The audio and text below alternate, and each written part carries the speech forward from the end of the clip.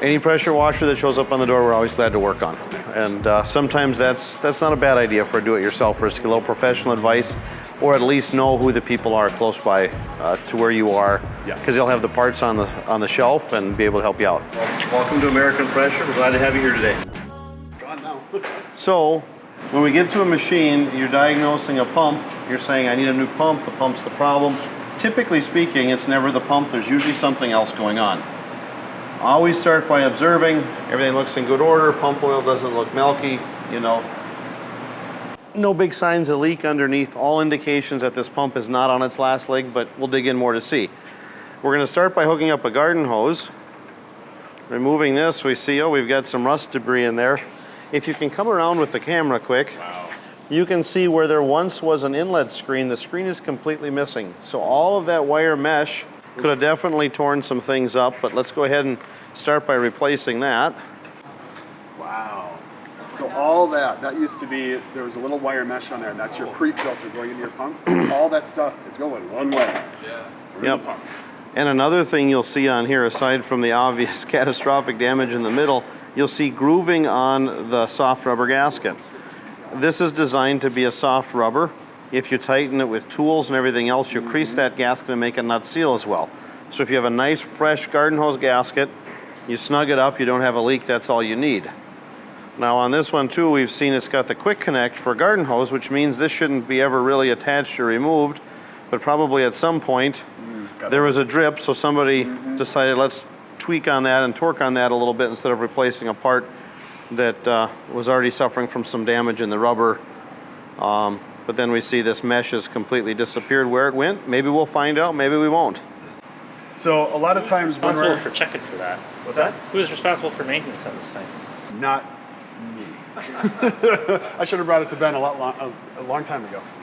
Other things with maintenance, so you know, keep an eye on your oil. This oil, we see this coming out, you know, jet black would be an indication the engine oil hasn't been changed in a long time. So it's definitely behind on the maintenance. You can see how black that is. Maybe it's never been changed. It's amazing what we find from customers and other people. Guilty. So we'll go ahead and put this screen in. Now we're triaging a machine. We know it needs a pump oil change, or an engine oil change, excuse me, and probably a pump oil change. And you can see how the new one looks. That screen, that's how this one once looked. So we know the engine oil needs to be changed, but we're triaging this. Doesn't make sense to change engine oil if the pump's shot. The whole thing is going to be thrown away, but it looks like it's in pretty good shape. The muffler looks clean. That doesn't look like it's got a lot of hours on it, but let's go around and just take a look at the air cleaner too.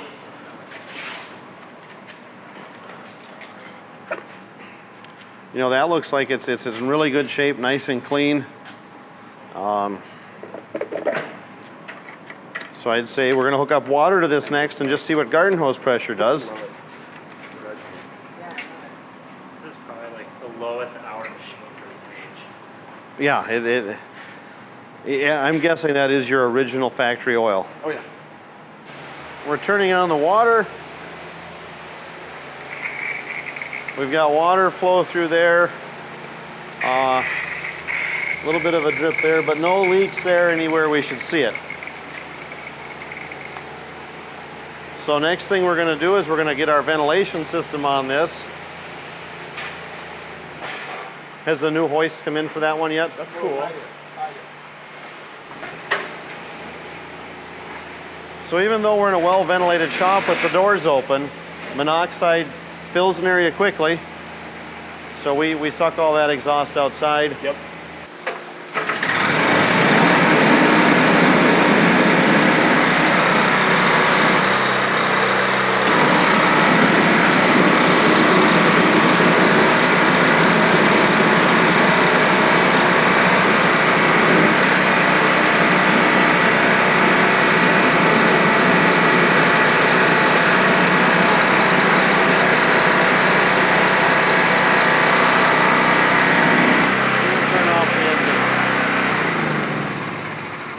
There's a huge variance in your operating pressure or your line pressure, or sorry, your operating pressure to the spike. Correct. So that's 1,500 psi, which is Yep. far more than what it should be. is Yeah, my far more understanding. than what you want. And what I was trying to do here, and it was difficult to tell with this hose, if you pinch the hose and water's flowing through it, that's a sign your unloader is bad. So really we've got a pump and we've got an unloader. Which one's the problem is what we're trying to diagnose. Inside the pump, there's 3 of everything. We're 1,500 psi low on operating pressure, which means our nozzle could be worn. That could be an issue. So the first thing to try next is probably a new nozzle. Okay. Let's try a different number 4 nozzle.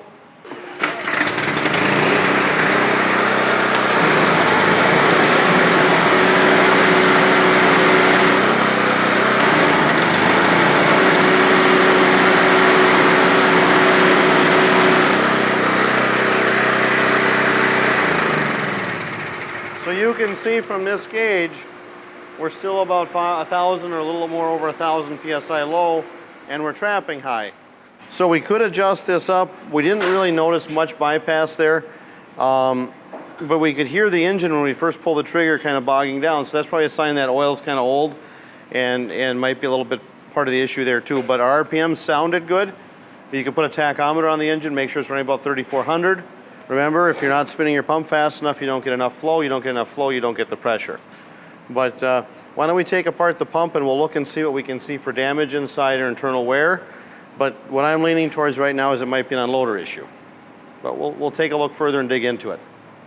With the pressure we're at right here, we're actually not that far off. What I'd probably do at this point is I'd probably change the engine oil because everything's pretty decent, so we know that we're going to fix this. It's not catastrophically bad.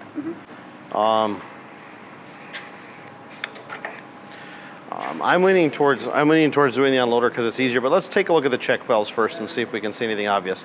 The spray was nice and smooth, so you always notice if you see a little vibration is smooth, that's a sign of one check valve giving you a problem.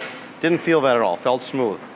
But the check valves and seals could be worn, but the machine looks very new, and we're not seeing any drip under here. So without seeing a drip under here and having 1,000 psi missing, it's really not leading me towards seals, because usually if you're losing that much water, slipping through seals, you'll also get a drip underneath the pump head, and we saw no signs of water trail under there. So those would be reasons I'd lean towards an unloader valve. Okay. And so now accessing the check valves, how many check valves does this pump have? This pump has 6 check valves. Okay. Going to be 3 inlet check valves, 3 outlet check valves. In this pump, they're all identical. They're matched. So you can put this check valve up there, you move this check valve down here. What's underneath the cover is the check valve. These are just a cap. Gotcha.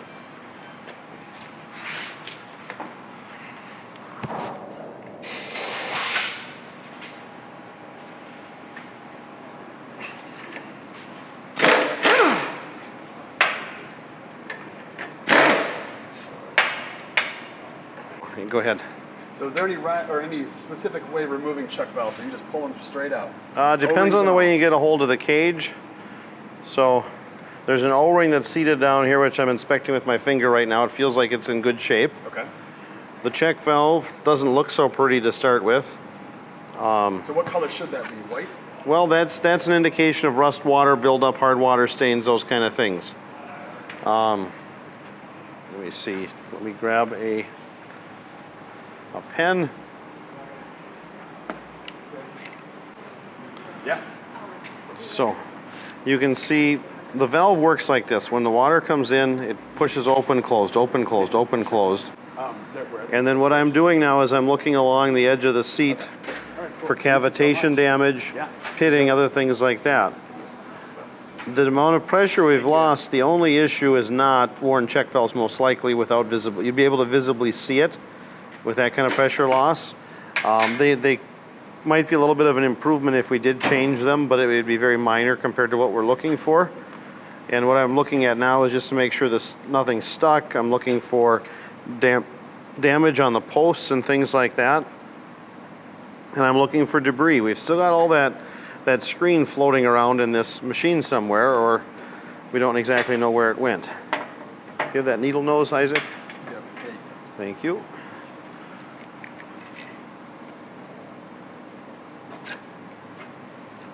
So again, seat movement, everything looks good there. Not seeing any major issues. Oh, wait a minute. What did we find there? O-ring. That could be our smoking gun. To help decrease the pressure too. That is not missing from any of these six things there. Interesting. So let's pull this thing out. Now where it came from is anybody's guess. 3/8 O-ring. That looks like, yeah, a quick coupler O-ring. Now remember, we didn't have a screen in there, so anything could have gotten into the pump. Damn it, Kyle. So let's put it back together. We found something that could have caused our whole issue, because So that when cylinder you- would be almost dead. When you look at some of these, why are these darker than these ones at the inlet? Is there any reason, like why would these show more rust deposit? It could be just the way it was sitting. It could be the fact that maybe that evaporated out a little bit more in a weird way. Sometimes you just see that in pumps. It could be that the water's been pumped once, pressurized, and a little bit different, but it usually circulates through. So it's just probably a matter of how they were sitting and how the water kind of stuck to them as they were. Okay. Once the reorientate them. And see if the type of stain that's on, there's not really a hard water stain as much as just a stain because it's wiping off pretty easily. I see. So it's more like a gunk than an actual stain. Okay. When you're talking about check valves, no pumps. There are a number of pumps out there that can require the same size check valves, but there are many different check valves for different pumps, correct? Yeah, so what's going to be going on here, this is sitting in an O-ring in a seat and that side's sealing, and then the valve cap is loading this and holding it nice and tight, and there's probably a little bit of a load on from the valve cap plug onto the plastic to hold everything in place to keep that from moving. If the valve was just slightly different in size, the whole thing could vibrate up and down in the pump, and then that would chew up the O-ring along the side here. The same symptoms you get from a washed out head, which we don't have any signs of. So there's a ridge that'll work its way into the head. If you've ever seen a chewed up O-ring on the bottom of these valve seats, which are still in the pump head, I'm just gonna leave them in there, then that could be a sign that you've got the wrong check valve in the pump or that the head is washed out. Okay, so we're gonna, before we put these back in, we're gonna make a mess. So let's take this out of the way. And your pipe wrench, you set that there. Now we've got possible debris in this pump. So if we turn on a little water, we can maybe flush more of that out. And you can even cover this up and then you can force some out the top. You know, I'm kind of looking for things floating in the water, and other than a few air bubbles, I don't see anything. Had to pick on Mike there a little bit. So that would get a lot of stuff, or could get stuff that was stuck in the pump, but there still could be something floating around in there that didn't do. But that'll get a lot of that screen debris out if it was kind of loose and things like that.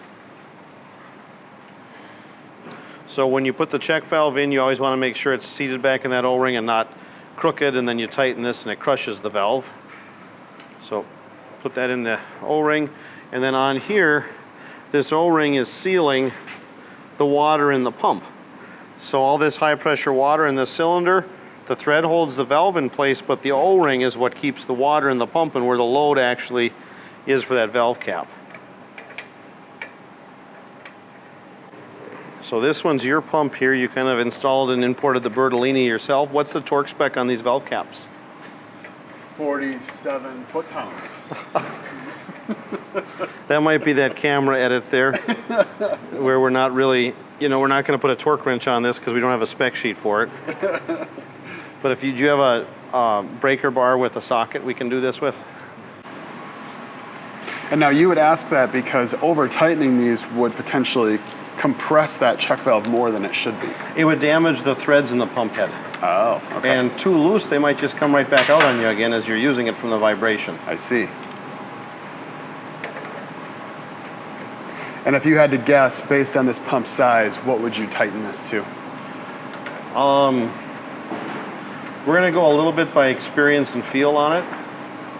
So you take your torque wrench, knowing what's on your spec sheet, torque all the, you've seen the nozzle brought us up a few hundred PSI. We found debris in the pump. Now we're going to test it again, and then if everything goes well, we'll set the unloader, and then we'll make sure we've got excess throttle by over revving the engine RPM just to make sure we're not overworking the engine.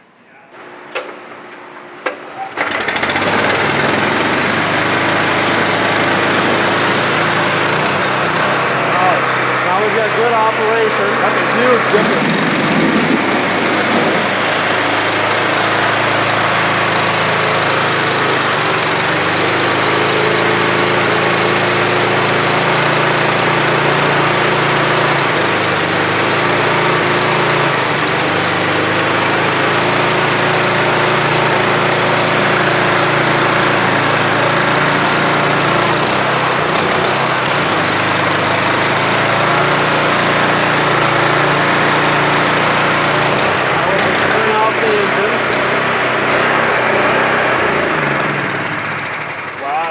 That's crazy.